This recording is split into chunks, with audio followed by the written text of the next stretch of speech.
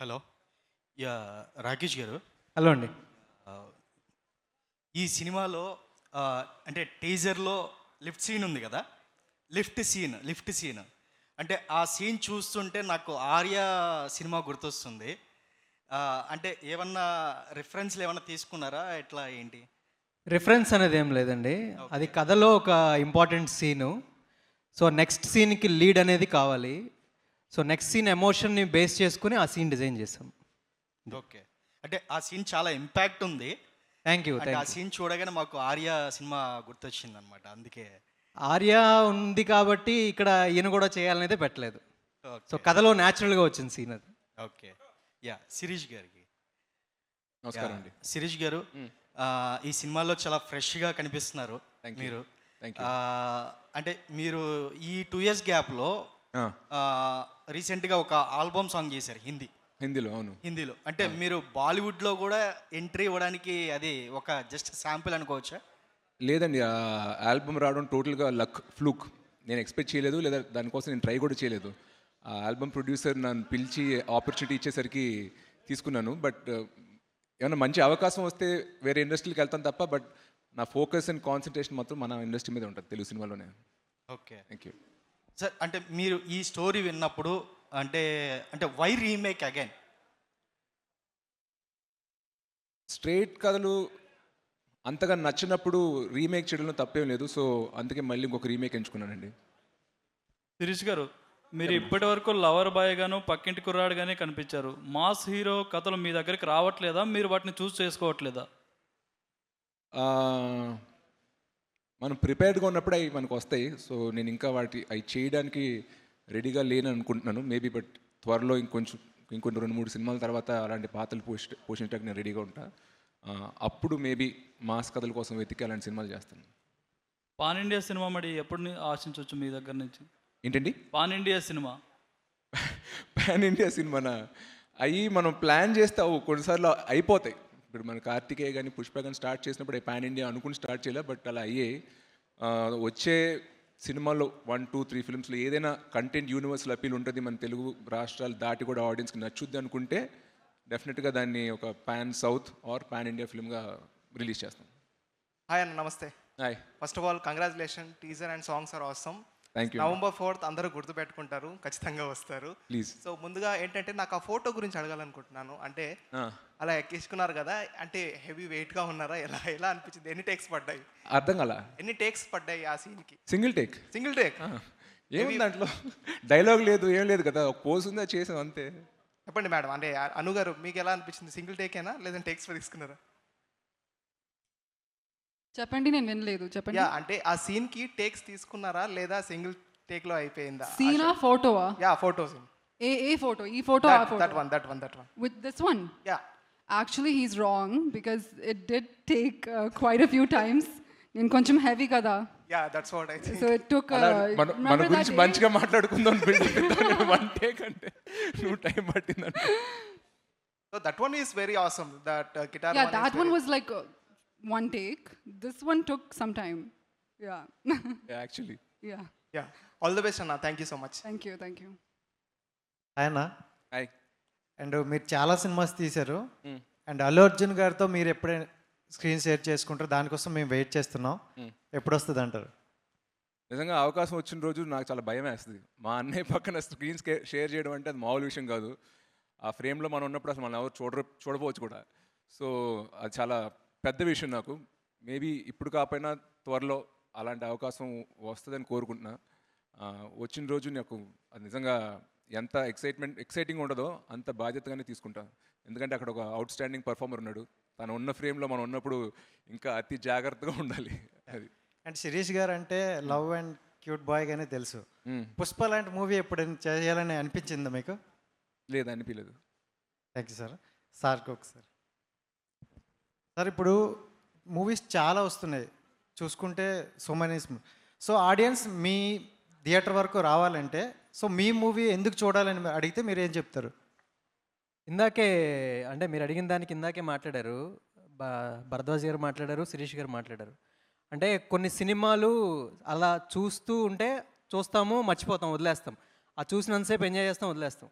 కానీ ఈ సినిమాలో ఎంతసేపు మనం ఎంజాయ్ చేస్తామో ఒక ట్రావెల్ ఉంటుందో సినిమా చూసిన తర్వాత కూడా దీని గురించి ఆలోచిస్తాం. కరెక్టే, అంటే ఈ కథలో మాట్లాడిన పాయింట్ మన లైఫ్లో కూడా ఉంది అనేది ప్రతి ఒక్కరికి టచ్ అవుతుంది. సో దాని గురించి నేను కాన్ఫిడెంట్గా చెప్తున్నాను. Thank you madam. సో మీరు చాలామంది హీరోస్తో చేశారు కదా, సో సిరీస్ గారిలో ఒక కొత్తది ఏదైనా చూసారా? సో మాకు తెలియదు ఏదైనా చెప్పగలరా? I think he has a vast knowledge about a lot of things. He's a good reader, he's well read. So we got along really well. We have so many things to talk about. So his knowledge on certain aspects is amazing. I think that's. They already know that I'm very knowledgeable. ఇంకేమైనా చెప్పు. కొత్తది మీకు అర్థం కాలేదా నేనేం చెప్పాను? He doesn't understand. Something else. I said they already know No, that his about his knowledge is something that for me it's new. I don't know what is new for you, but for me it was a very refreshing thing. Like I could be myself with him. Thank you so much. Yeah Shirish garu, one more question. నమస్కారం. అంటే రేపటి నుంచి promotional tour అనేది మేము విన్నాము. అంటే చాలా ఇంట్రెస్టింగ్గా ఉంటుందనని విన్నాము. అవును. ఏంటది? ఇంట్రెస్టింగ్ అంటూ ప్రత్యేకంగా ఏం లేదు.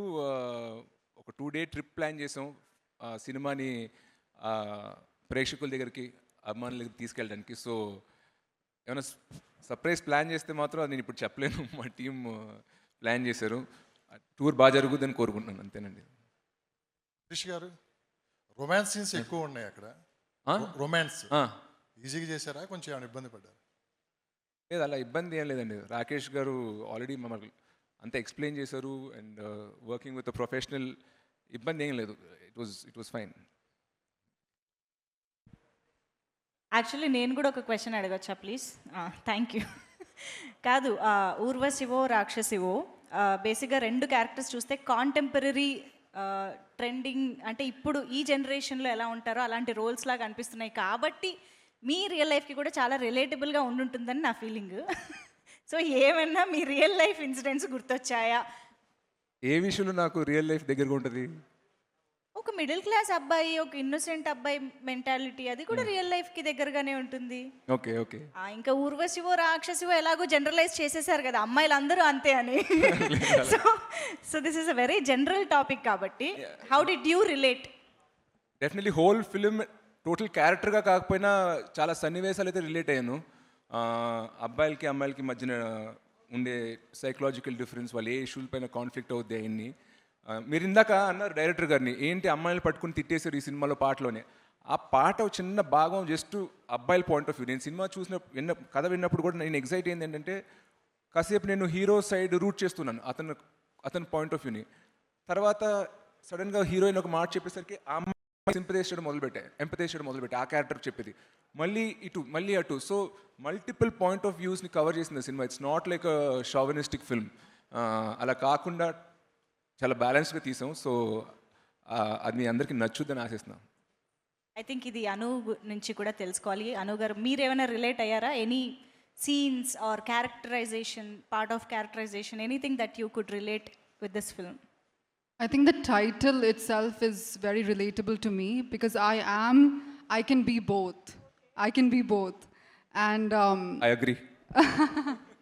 so I think that's the main thing that was relatable for me, yeah. Perfectly apt for Anu కూడా అన్నమాట. అయితే I think for every woman, for every woman. Of course, yes.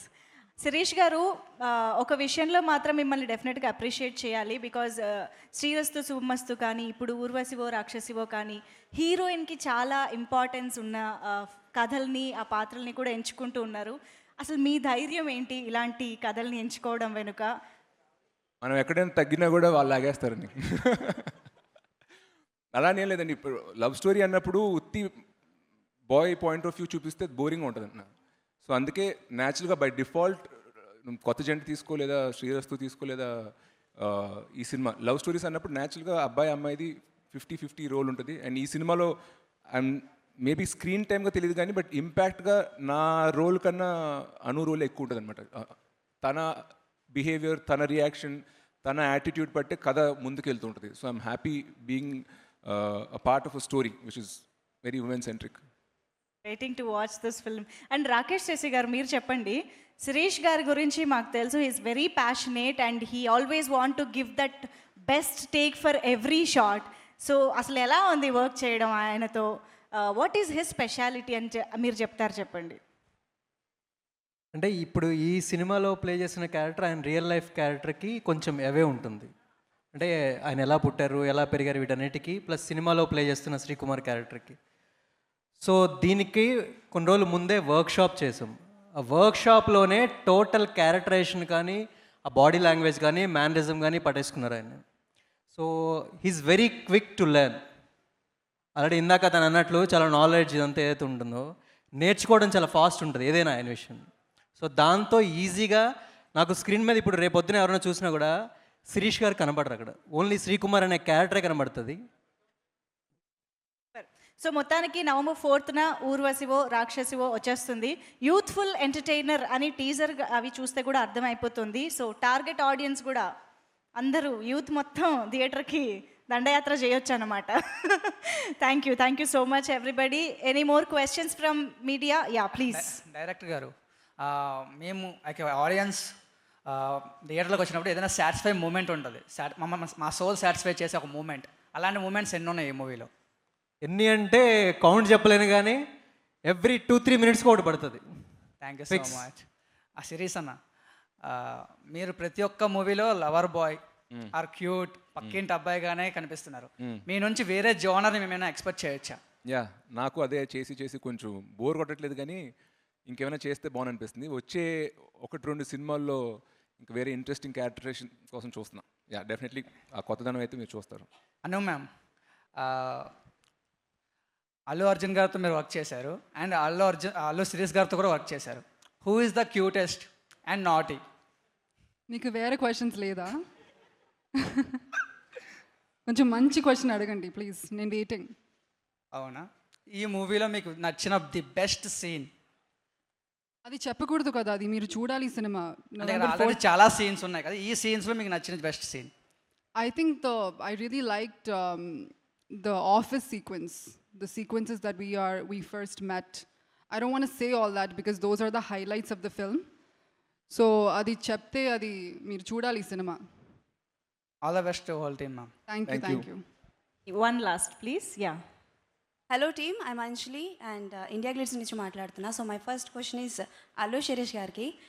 ఇప్పటి వరకు మీరు చేసిన క్యారెక్టర్స్ అన్నీ చాలా డిఫరెంట్గా ఉంటాయి as they side, but first time మీరు ఈ స్క్రిప్ట్ విన్నప్పుడు ఈ క్యారెక్టరైజేషన్లో మీకు ఏం డిఫరెంట్ పాయింట్ లైక్ అట్రాక్ట్ చేసింది ఒప్పుకోవడానికి ఈ స్క్రిప్ట్ని? నాకు నచ్చింది ఏంటంటే, ఒకటి ఈ క్యారెక్టర్ నా దగ్గర నుంచి, నా రియల్ లైఫ్ నుంచి చాలా దూరంగా ఉంది. అండ్ ఇప్పటివరకు అలాంటి క్యారెక్టర్ నేను ఎప్పుడు ప్లే చేయలే. వెరీ ఇన్నోసెంట్, సాఫ్ట్ స్పోకెన్, భయపడుతూ అమ్మాయి చుట్టూ తిరుగుతూ అలాంటి భయపడే క్యారెక్టర్ నాకు ఇంట్రెస్టింగ్ అనిపించింది.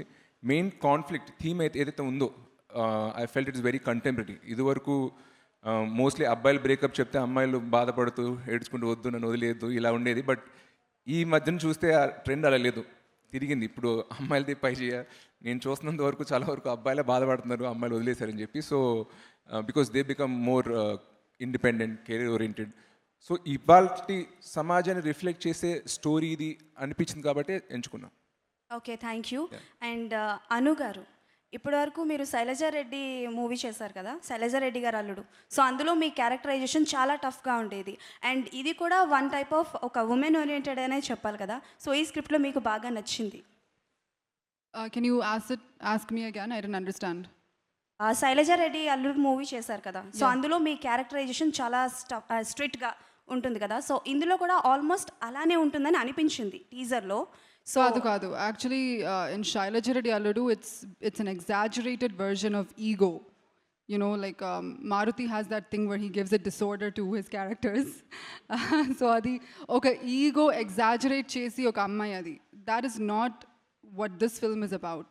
This film is like a total different thing, and it's not about ego. I play Sindhu, who is a very ambitious woman who doesn't give much love, who doesn't give much importance to love in her life at that phase in her life. So it's nothing like Shailajareddy Alludu. ఇప్పటివరకు చేసిన characters కన్నా ఈ character డిఫరెంట్గా ఉంటుందా? Yes, I believe so, yes. And director గారు మీకు చాలామంది females ఉన్నారు ఇండస్ట్రీలో, సో ఈ కైండ్ ఆఫ్ క్యారెక్టర్ చేయడానికి, సో వై అను గారిని ఎందుకు చూస్ చేసుకున్నారు? Any particular reason? అంటే మనం ఒక క్యారెక్టర్ అనుకున్నప్పుడు ఫస్ట్ ఒక వాళ్ళు మైండ్లోకి వస్తారు కదా, అది అను. That's it. అంతే. Wow. Thank you so much. That's wonderful. Thank you so much everybody, and thank you so much Sirish garu, Anu Emmanuel garu and Rakesh Sesi garu for joining this. Thank you so much. And అతి త్వరలో trailer తో, pre release event తో, అన్నిటికీ మించి November 4th theatres లో సినిమాతో మనల్ని entertain చేయడానికి వచ్చేస్తున్నారు. Let's wait and watch the film in theaters. Thank you so much everybody.